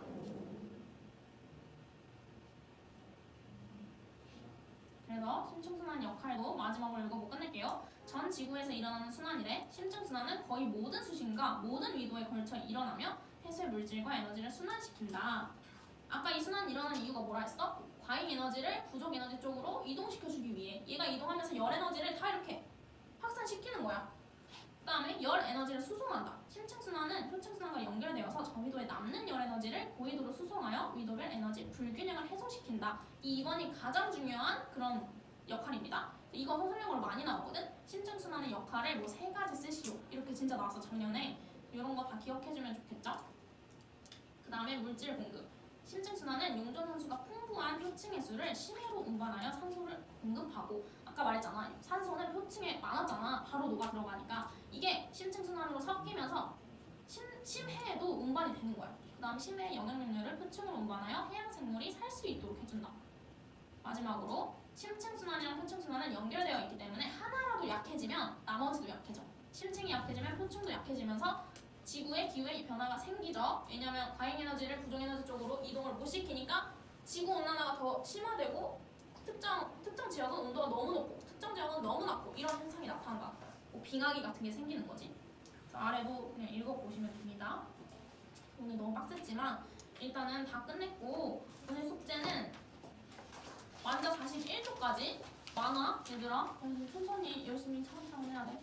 41조까지 그 다음에 기출픽도 해수의 순환까지 2파트 있거든. 2단원. 그래서 총 4단원 한 120문제 정도 될 거야. 그렇게 다 풀어오고 이거 다 풀어보고 또 풀고 싶다 하면은 내가 따로 준 프린트 자이스토리 한번 풀어보면 돼.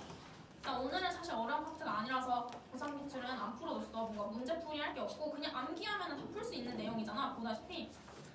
그래서 일단 시간만 많이 들이면 돼. 여기는 아무도 하면 다 할 수 있으니까. 수고했어. 다음 수업에 있을 텐데. 가세요.